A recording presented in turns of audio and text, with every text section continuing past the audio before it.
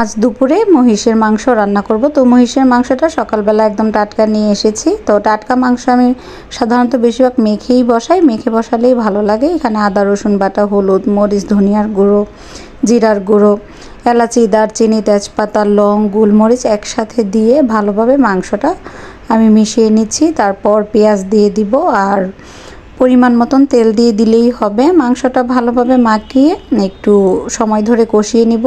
কষানোর মধ্যেই যেন মাংসটা প্রায় অর্ধ সিদ্ধ হয়ে যায়। যে কোনো রান্নাই কিন্তু কষানোর মধ্যে অনেক স্বাদ বেড়ে যায়।